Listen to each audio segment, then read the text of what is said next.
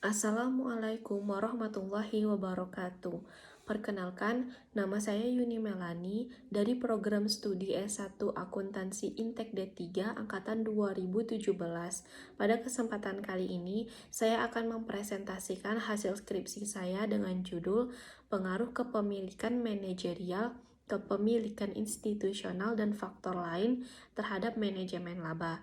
Studi empiris pada perusahaan properti dan real estate yang terdaftar di Bursa Efek Indonesia periode 2013 sampai dengan 2018. Sebelumnya, saya ingin mengucapkan terima kasih banyak kepada dosen pembimbing saya, Bapak Arizal Putra, yang telah memberikan saran dan bimbingannya sehingga saya dapat menyelesaikan skripsi saya ini. Dan kepada dosen penelaah yang nantinya akan memberikan kritik dan saran terhadap skripsi saya agar bisa menjadi lebih baik.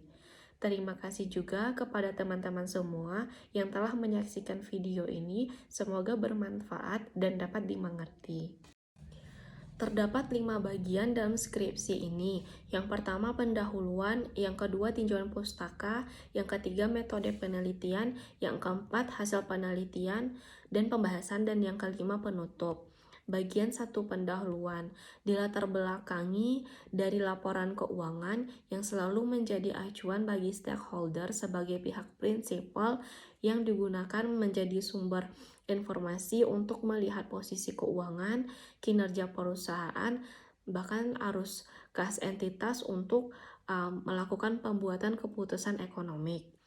Nah, biasanya yang selalu menjadi perhatian pengguna laporan keuangan adalah kinerja perusahaan terkait laba perusahaan.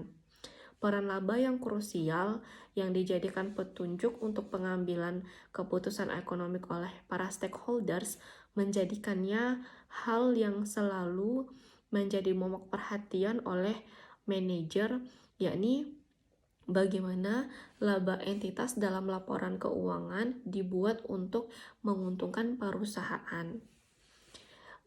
Peran dan wewenang manajer sebagai agensi yang telah dipilih oleh prinsipal memang mempunyai tanggung jawab yang besar karena manajer merupakan agen yang telah ditunjuk melalui seleksi pada entitas untuk dapat menggunakan sumber daya yang ada di perusahaan, sehingga manajer dituntut untuk dapat memaksimalkan nilai perusahaan dengan salah satu caranya meningkatkan atau menjaga laba perusahaan pada setiap periodenya. Entitas yang menampilkan laba yang konsisten cenderung dianggap mature atau mampu memberikan benefit yang diharapkan oleh para stockholders berupa tingkat return saham yang tinggi dan juga kepada kreditor atas terjaminnya kelancaran pembayaran pinjaman yang mereka berikan kepada entitas. Untuk menjaga laba perusahaan yang baik dalam segala kondisi apapun memberikan efek kepada manajer berupa working under pressure. Pada kenyataannya, setiap entitas yang mempertahankan kinerja perusahaannya baik di setiap periode bukanlah merupakan hal yang mudah karena aktual peristiwa yang terjadi di tiap periode itu tidak dapat diprediksi. Manajer acapkali harus cepat beradaptasi dengan perubahan situasi dan kondisi yang sedang dihadapi oleh perusahaan agar dapat dengan cepat pula mengambil tindakan, solusi, strategi, dan keputusan yang tepat untuk menormalkan keadaan tersebut. Alhasil pihak manajemen harus melakukan skenario modifikasi laporan keuangan perusahaan untuk melindungi reputasi dirinya dan mempertahankan nilai perusahaan. Kemudian bentuk modifikasi laporan keuangan inilah yang disebut dengan earnings management. Di Indonesia, pernah terjadi fenomena manajemen laba di beberapa perusahaan seperti PT Saratoga Investama Sedaya Tbk, PT Lipo Tbk, PT Indofarma Tbk, dan di 6 badan usaha milik negara seperti PT Waskita Karya Tbk, PT Kimia Farma Tbk, PT Timah Persero Tbk, PT PLN Tbk, PT Garuda Indonesia Tbk, dan PT Pertamina Tbk di akhir tahun 2018 kemarin. latar belakang selanjutnya tentang kebijakan akuntansi. Nah, di dalam penelitian yang dilakukan oleh Perdana di tahun 2018 menyatakan bahwa manajemen memanfaatkan keleluasaan di dalam menggunakan metode akuntansi dan membuat kebijakan-kebijakan atau discretionary yang dapat mempercepat pengakuan pendapatan atau menunda pengakuan biaya agar laba perusahaan yang dilaporkan menjadi lebih besar atau lebih kecil sesuai dengan yang diharapkan. Nah, jadi dapat disimpulkan bahwa manajemen laba merupakan tindakan modifikasi laporan keuangan eksternal yang dilakukan oleh pihak manajemen dengan tujuan untuk memanipulasi laba perusahaan sesuai dengan keinginannya. Berdasarkan latar belakang yang telah dikemukakan, maka didapat rumusan masalah untuk penelitian ini, yaitu apakah kepemilikan manajerial, kepemilikan institusional, sales growth, profitabilitas, leverage, dan firm size berpengaruh terhadap manajemen laba. Tujuan penelitian ini untuk menguji dan memperoleh bukti empiris apakah ada pengaruh kepemilikan manajerial, kepemilikan institusional, sales growth, profitabilitas, leverage, dan firm size terhadap praktek manajemen laba. Manfaat penelitian pertama, bagi investor, hasil penelitian ini diharapkan dapat menjadi referensi, masukan, serta pertimbangan bagi investor dalam pengambilan keputusan investasi, terutama dalam menilai kualitas laba yang dilaporkan dalam laporan keuangan perusahaan. Yang kedua, bagi akademisi, hal yang ditemukan dalam penelitian ini diharapkan dapat dijadikan sebagai acuan atau pedoman bagi peneliti di masa yang akan datang yang juga tertarik untuk membahas permasalahan yang diangkat dalam penelitian ini dengan mengembangkan faktor lain yang sekiranya dapat diteliti. Yang ketiga, bagi regulator, hasil dari penelitian ini diharapkan dapat menjadi salah satu referensi bagi para regulator dalam melakukan pengawasan terhadap kegiatan perusahaan untuk membuat regulasi mengenai laporan tahunan perusahaan. Bab kedua, tinjauan pustaka. Landasan teori yang pertama yaitu moral hazard. Moral hazard merupakan bentuk perilaku yang menyimpang atau tidak jujur dalam menyampaikan informasi kepada pihak lain yang membuat terjadinya pelanggaran terhadap kontrak kerjasama demi terwujudnya keinginan tertentu. Menurut Jensen and McLean 1976, moral hazard merupakan bentuk dari asimetri informasi yang mana satu pihak melakukan suatu transaksi usaha potensial namun pihak lain tidak mengetahuinya. Moral hazard dapat terjadi karena adanya pemisahan kepemilikan dengan pengendalian yang merupakan karakteristik kebanyakan perusahaan besar. Sedangkan menurut Scott 2012, moral hazard merupakan kegiatan yang dilakukan oleh manajer yang tidak secara keseluruhan diketahui oleh shareholder atau creditors, sehingga manajer memiliki peluang melakukan hal atau tindakan di luar pengawasan pihak prinsipal yang berujung pada terjadinya pelanggaran terhadap kontrak kerjasama dan secara etika atau norma tidak layak untuk dilakukan. Landasan teori selanjutnya, earnings management. Terdapat motivasi manajemen laba menurut Watt and Zimmerman 1990 dalam Scott 2012. Yang pertama, bonus plan hypothesis, yang kedua, debt covenants hypothesis, yang ketiga, political cost hypothesis. Dan untuk pola manajemen laba menurut Scott 2012 terdapat 4 pola. Yang pertama, taking a bath, yang kedua, income minimization, yang ketiga, income maximization, dan yang keempat, income smoothing. Untuk model pengukuran manajemen laba pada penelitian ini saya menggunakan model modifikasi Jones. Nah, tujuan model Jones adalah untuk memisahkan akrual kelolaan dan akrual non-kelolaan. Model modifikasi Jones mengestimasi tingkat akrual yang diharapkan, yakni akrual non-kelolaan, sebagai fungsi perbedaan antara perubahan pendapatan dan perubahan dalam piutang dagang serta aktiva tetap. Kemudian, teknik manajemen laba. Menurut Tierney DKK 2006 dalam Sulistiawan DKK 2011 memaparkan teknik untuk melakukan manajemen laba pada praktiknya biasanya dilakukan dengan cara sebagai berikut. Yang pertama, mengubah metode akuntansi. Yang kedua, membuat estimasi akuntansi. Yang ketiga, mengubah metode pengakuan biaya atau pendapatan. Dan yang keempat, mereklasifikasi akun. Selanjutnya, kepemilikan manajerial, kepemilikan institusional, sales growth, rasio profitabilitas, leverage, firm size, dan konsep akrual, di mana biasanya perusahaan di Indonesia menggunakan accrual basis. Masuk ke penelitian terdahulu. Penelitian terdahulu berfungsi sebagai salah satu bahan acuan dan pendukung dalam penelitian, di mana penelitian terdahulu ini memiliki hasil yang beragam atau tidak konsisten dengan penelitian lain. Penelitian terdahulu yang saya jadikan referensi yaitu penelitian Puji Rahayu 2019, Astari dan Suryana 2017, Eri Kusuma Putra 2017, Idil Rahmat Susanto 2017, Agustin Yunita dan Paulupi 2017, Sesti Yurvita Sari 2015, Cindy Ernoviana dan Yuyeta 2011. Selanjutnya, pengembangan hipotesis. Berdasarkan tinjauan pustaka, literatur, dan penelitian terdahulu, maka penelitian ini dapat merumuskan hipotesis sebagai berikut. Yang pertama, kepemilikan manajerial berpengaruh negatif terhadap manajemen laba.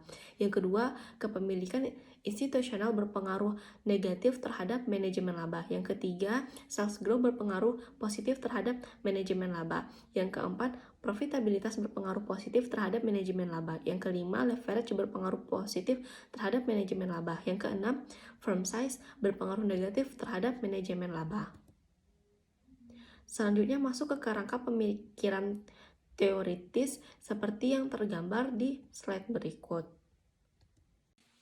Masuk ke bab 3 metode penelitian.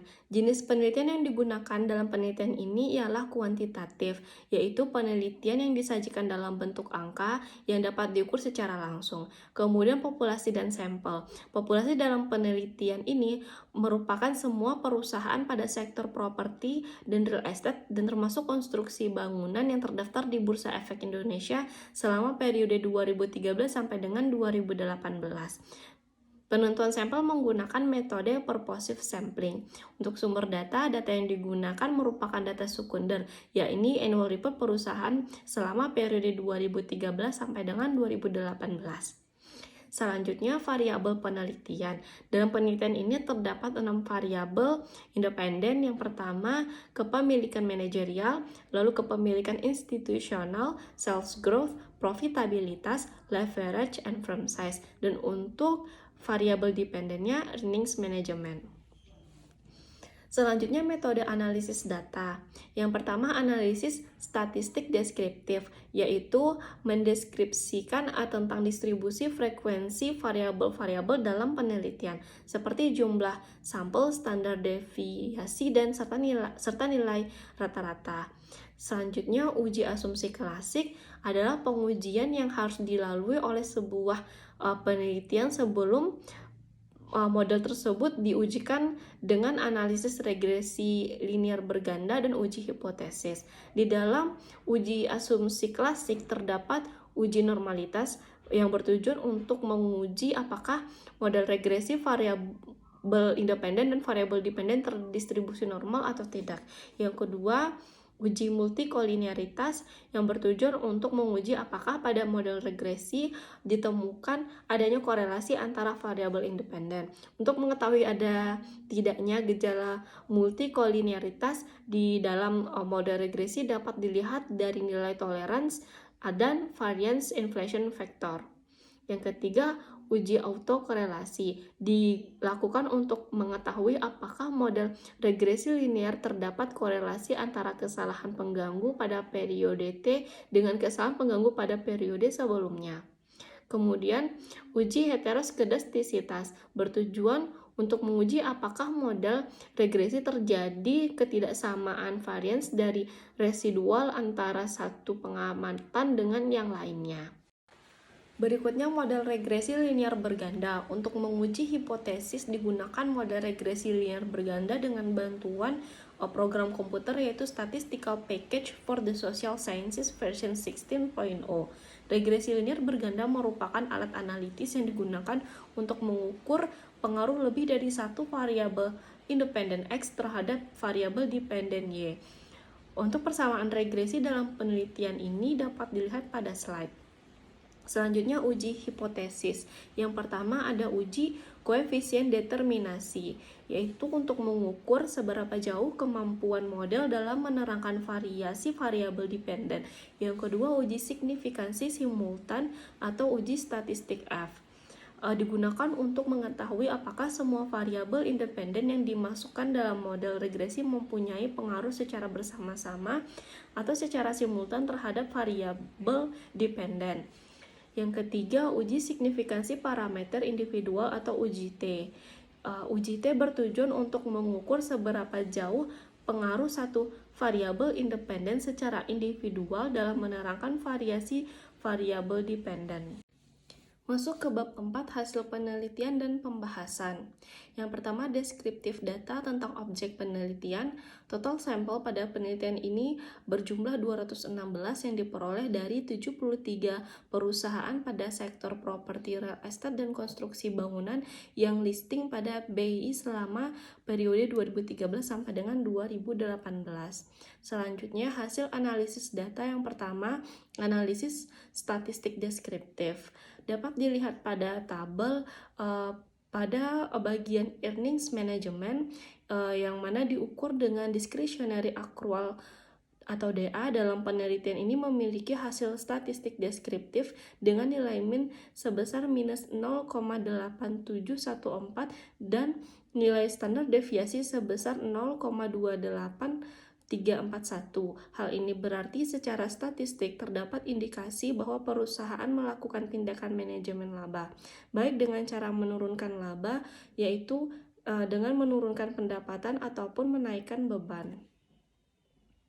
Selanjutnya, masuk ke uji asumsi klasik. Yang pertama, uji normalitas probability plot. Pada slide dapat dilihat gambar terlihat jelas bahwa data plotting yang digambarkan adalah data sesungguhnya telah mengikuti garis diagonal, maka dengan begitu dapat diambil kesimpulan bahwa model regresi berdistribusi normal. Untuk memperkuat hasil uji normalitas, maka dilakukan juga one sample kolomograf Smirnov test. Dapat dilihat dari hasil tabel, didapatkan nilai signifikansi sebesar 0,568 yang berarti lebih besar dari 0,05, sehingga dapat disimpulkan bahwa data yang diuji dalam penelitian ini telah berdistribusi normal. Selanjutnya, uji multikoliniaritas. Dari hasil tabel yang ada di slide dapat dilihat bahwa semua variabel independen memiliki nilai toleran sebesar dari 0,1 dan nilai VIF kecil dari 10. Hal ini menunjukkan bahwa data penelitian tidak ada gejala multikoliniaritas antar variabel independen. Selanjutnya, uji autokorelasi. Dari hasil uji autokorelasi pada tabel dapat dilihat nilai Durbin-Watson sebesar 1,862. Sedangkan nilai DU dicari pada distribusi nilai tabel Durbin-Watson berdasarkan K6 dan N sebanyak 216 dengan signifikansi 5%, didapat 1,831. Kemudian untuk nilai 4 dikurang DU didapatkan hasilnya sebesar 2,169.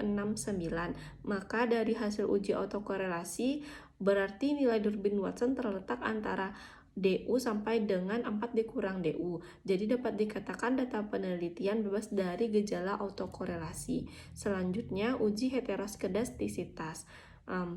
Dari hasil uji heteroskedastisitas pada gambar terlihat bahwa tidak ada pola yang jelas seperti tidak bergelombang, tidak melebar, atau tidak menyempit, serta titik-titik menyebar di atas dan di bawah angka 0 pada sumbu Y. Maka dapat disimpulkan bahwa pada data penelitian ini tidak ada gejala heteroskedastisitas.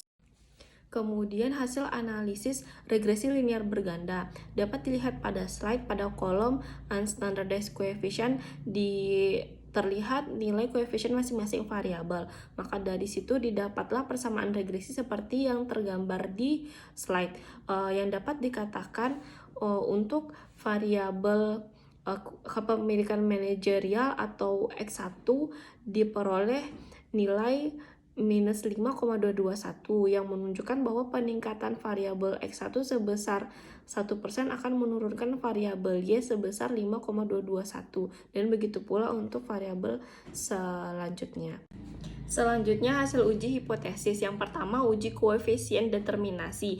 Pada tabel didapat nilai R sebesar 0,446 dan untuk nilai R square didapat 0,199 dan untuk adjusted R square didapat 0,176. Hasil pengujian ini menunjukkan bahwa kemampuan variabel independen dalam menjelaskan varians variabel dependen adalah relatif rendah, yakni hanya sebesar 17,6%, masih terdapat 82,4% dipengaruhi oleh variabel lain di luar model penelitian. Selanjutnya, uji signifikansi simultan, uji F, menghasilkan nilai mean square regresi sebesar 0,575 dan residual sebesar 0,066 dengan nilai F hitung sebesar 8,648 dan terlalu signifikan sebesar 0,000. Hal ini berarti nilai signifikansi 0,000 berada di bawah 0,05 yang menunjukkan bahwa variabel independen, yakni kepemilikan manajerial, kepemilikan institusional, sales growth, profitability, leverage, and firm size secara bersama-sama atau secara simultan mempunyai pengaruh terhadap manajemen laba. Selanjutnya, uji signifikansi parameter individual uji T. Hasil uji T dengan menggunakan T hitung dan T tabel dimulai dengan mencari T tabel dengan rumus alfa dibagi 2 didapat 0,025, kemudian N dikurang K dikurang 1 didapat 209. Maka besar T tabel yakni sebesar 1,971. Kemudian akan dilihat perbandingan nilai T hitung dan T tabel ke dalam bentuk kurva sebagai berikut. Selanjutnya, berdasarkan hasil analisis regresi dapat dilihat pada tabel, maka bisa diinterpretasikan yang pertama, konstanta sebesar 0,325 menyatakan bahwa jika variabel independen X dianggap konstan atau bernilai 0, maka nilai variabel dependen Y sebesar 32,5%. Yang kedua, nilai signifikan variabel kepemilikan manajerial X1 adalah sebesar 0,000, di mana lebih kecil dari 0,05 dengan nilai T sebesar minus 4,692. Pada kurva uji T dapat dilihat bahwa nilai X1 berada pada daerah minus.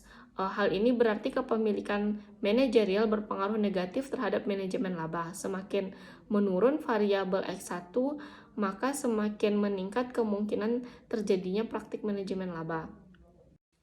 Yang ketiga, nilai signifikansi variabel kepemilikan institusional X2 adalah sebesar 0,000, di mana lebih kecil dari 0,05 dengan nilai T sebesar minus 3,952. Pada kurva uji T dapat dilihat bahwa nilai X2 berada pada daerah minus. Hal ini berarti kepemilikan institusional berpengaruh negatif terhadap manajemen laba. Semakin menurun variabel X2, maka semakin meningkat kemungkinan terjadinya praktek manajemen laba. Yang keempat, nilai signifikansi variabel sales growth atau X3 ada sebesar 0,159, di mana lebih besar dari 0,05 dengan nilai T sebesar minus 1,413. Hal ini berarti sales growth tidak berpengaruh terhadap manajemen laba. Yang kelima, nilai signifikansi variabel profitabilitas menggunakan proksi ROA X4 adalah sebesar 0,162, di mana lebih besar dari 0,05 dengan nilai T sebesar minus 1,402. Hal ini berarti profitabilitas tidak berpengaruh terhadap manajemen laba. Yang keenam, nilai signifikansi variabel leverage menggunakan proxy DAR X5 adalah sebesar 0,063, di mana lebih besar dari 0,05 dengan nilai T sebesar minus 1,867. Hal ini berarti leverage tidak berpengaruh terhadap manajemen laba. Yang ketujuh, nilai signifikansi variabel firm size atau X6 adalah sebesar 0,041, di mana lebih kecil dari 0,05 dengan nilai T sebesar minus 2,055. Pada kurva uji T dapat dilihat bahwa nilai size X6 berada pada daerah minus. Hal ini berarti firm size berpengaruh negatif terhadap manajemen laba. Semakin menurun variabel X6, maka semakin meningkat kemungkinan terjadinya praktek manajemen laba. Maka dari itu dapat disimpulkan ringkasan hasil uji T, yakni H1, kepemilikan manajerial berpengaruh negatif terhadap manajemen laba diterima. H2, kepemilikan institusional berpengaruh negatif terhadap manajemen laba diterima. H3, sales growth berpengaruh positif terhadap manajemen laba ditolak. H4, profitabilitas berpengaruh positif terhadap manajemen laba ditolak. H5, leverage berpengaruh positif terhadap manajemen laba ditolak. H6, firm size berpengaruh negatif terhadap manajemen laba diterima. Selanjutnya masuk ke bab 5, kesimpulan dan saran. Kesimpulan dari penelitian ini, yang pertama, kepemilikan manajerial berpengaruh negatif terhadap praktik manajemen laba karena semakin kecil porsi saham yang dimiliki manajer pada sebuah perusahaan akan menyebabkan terjadinya asimetri informasi pada manajer sebagai agent dengan para pemegang saham sebagai prinsipal, yang kemudian dipicu oleh moral hazard problem yang menyebabkan manajer terdorong untuk melakukan tindakan manajemen laba demi reputasi kinerja manajer atau kinerja perusahaan serta nilai perusahaan secara general. Yang kedua, kepemilikan institusional berpengaruh negatif terhadap praktik manajemen laba karena semakin besar proporsi saham yang dimiliki oleh pihak investor, maka semakin rendah kemungkinan terjadi praktik manajemen laba. Alasannya karena cakupan kontrol pihak shareholders lebih luas sehingga bisa memonitor tindakan yang dilakukan manajer untuk melakukan praktik manajemen laba. Yang ketiga, sales growth tidak berpengaruh terhadap praktek manajemen laba karena sektor properti dan real estate di Indonesia memiliki tingkat penjualan yang tidak tinggi tiap tahunnya, sehingga manajer tidak perlu melakukan modifikasi untuk menampilkan laba perusahaan yang lebih rendah daripada laba yang sesungguhnya diperoleh. Yang keempat, profitabilitas tidak berpengaruh terhadap praktik manajemen laba karena rata-rata rasio profitabilitas pada perusahaan properti dan real estate ini tergolong rendah sehingga tidak cukup kuat untuk mempengaruhi manajemen laba. Dengan tingkat profitabilitas yang rendah membuat profitabilitas tidak perlu dipolis lagi.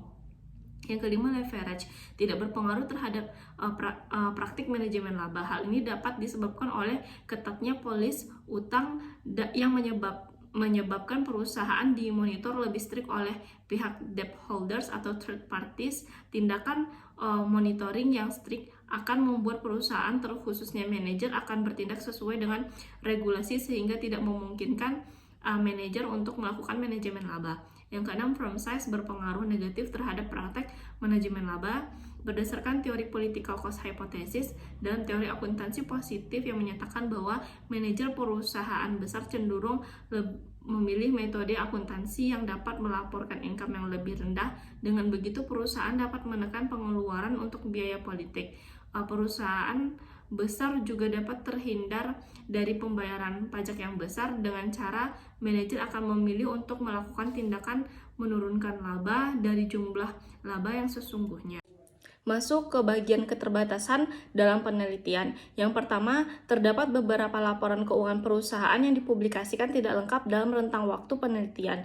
Yang kedua, ada beberapa laporan keuangan perusahaan yang dipublikasikan dalam bentuk scanning sehingga cukup sulit untuk membaca laporan tersebut. Yang ketiga, dari nilai koefisien determinasi yang didapat yaitu sebesar 0,176 yang berarti variabel independen hanya dapat menjelaskan manajemen laba sebesar 17,6% dan 82,4% lainnya dipengaruhi oleh variabel independen yang lain. Kemudian masuk ke bagian saran, penelitian mendatang untuk dapat menggunakan sampel dari seluruh perusahaan yang listing di Bursa Efek Indonesia agar hasil yang didapat bisa menjadi lebih representatif dan penelitian dapat menghasilkan nilai yang reliable. Yang kedua, penelitian mendatang agar dapat menggunakan variabel moderasi. Dan yang terakhir, penelitian selanjutnya dapat menggunakan proksi lain untuk mengukur variabel independen dengan harapan dapat memberikan hasil yang mendukung hasil penelitian sebelumnya. Sekian presentasi dari skripsi saya. Apabila ada kesalahan, mohon maaf. Assalamualaikum warahmatullahi wabarakatuh.